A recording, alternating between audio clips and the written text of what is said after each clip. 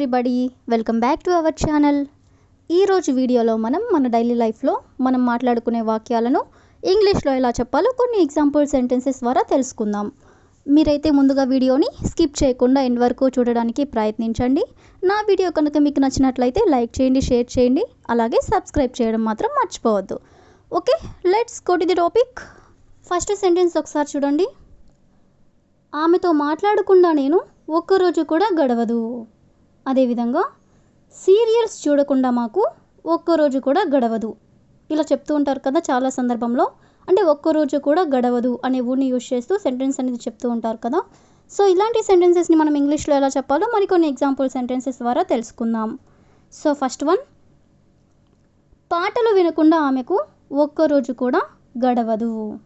పాటలు వినకుండా ఆమెకు ఒక్కరోజు కూడా గడవదు అని చెప్పాలనుకున్నప్పుడు hardly a day goes by without her listening to songs.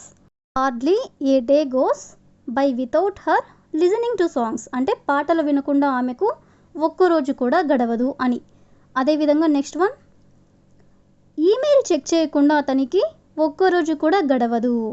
Email check చేయకుండా అతనికి ఒక్కరోజు కూడా గడవదు అని చెప్పాలనుకున్నప్పుడు hardly a day goes by without him checking his email అంటే ఈమెయిల్ చెక్ చేయకుండా అతనికి ఒక్కరోజు కూడా గడవదు అని. అదేవిధంగా నెక్స్ట్ వన్, గిటార్ ప్రాక్టీస్ చేయకుండా మాకు ఒక్కరోజు కూడా గడవదు అని చెప్పాలనుకున్నప్పుడు hardly a day goes by without us practicing guitar. Hardly a day goes by without us practicing guitar అంటే గిటార్ ప్రాక్టీస్ చేయకుండా మాకు ఒక్కరోజు కూడా గడవదు అని. అదేవిధంగా నెక్స్ట్ వన్, మీ గురించి ఆలోచించకుండా నాకు ఒక్కరోజు కూడా గడవదు. మీ గురించి ఆలోచించకుండా నాకు ఒక్కరోజు కూడా గడవదు అని చెప్పాలనుకున్నప్పుడు hardly a day goes by without me thinking about you. Hardly a day goes by without me thinking about you అంటే మీ గురించి ఆలోచించకుండా నాకు ఒక్కరోజు కూడా గడవదు అని.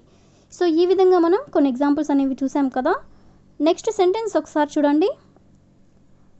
ఆమె పనితీరు ఆధారంగా ఆమెకు ప్రమోషన్ వచ్చింది. అదేవిధంగా ఆదాయం ఆధారంగా పాలసీని మార్చబడింది. అంటే ఈ టూ సెంటెన్సెస్లో కూడా ఆధారంగా అనే వర్డ్ని అయితే తీసుకున్నాం కదా. సో ఈ వర్డ్కి సంబంధించిన మరికొన్ని ఎగ్జాంపుల్ సెంటెన్సెస్ అనేవి చూద్దాం.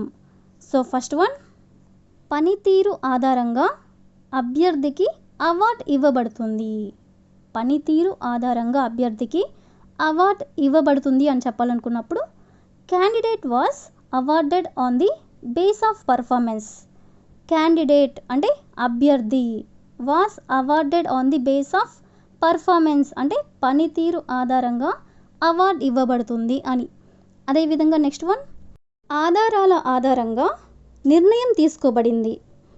ఆధారాల ఆధారంగా నిర్ణయం తీసుకోబడింది అని చెప్పాలనుకున్నప్పుడు the decision was made on the basis of evidence. The decision was made on the basis of evidence అంటే ఆధారాల ఆధారంగా నిర్ణయం తీసుకోబడింది అని. అదేవిధంగా నెక్స్ట్ వన్, అనుభవం ఆధారంగా అతను ఎన్నుకోబడ్డాడు. అనుభవం ఆధారంగా అతను ఎన్నుకోబడ్డాడు అని చెప్పాలనుకున్నప్పుడు he was selected on the basis of experience.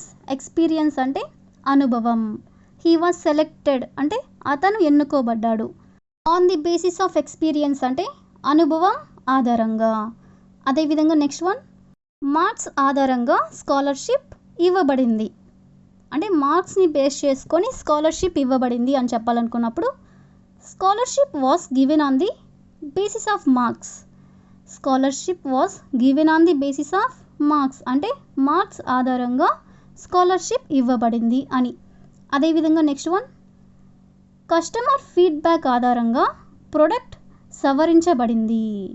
Customer feedback ఆధారంగా ప్రొడక్ట్ సవరించబడింది అని చెప్పాలనుకున్నప్పుడు the product was modified on the basis of customer feedback.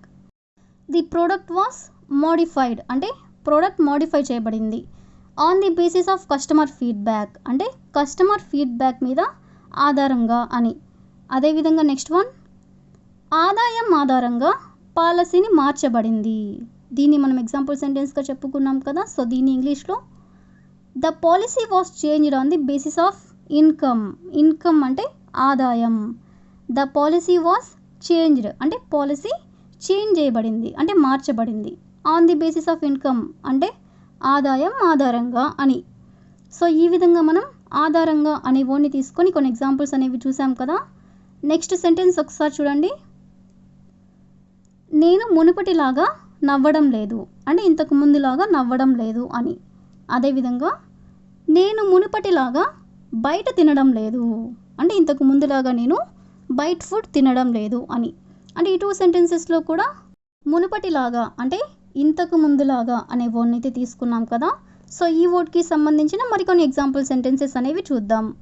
So first sentence, నేను మునుపటిలాగా నిన్ను నమ్మడం లేదు అంటే ఇంతకు ముందులాగా నేను నిన్ను నమ్మడం లేదు అని చెప్పాలనుకున్నప్పుడు I don't trust you like I used to.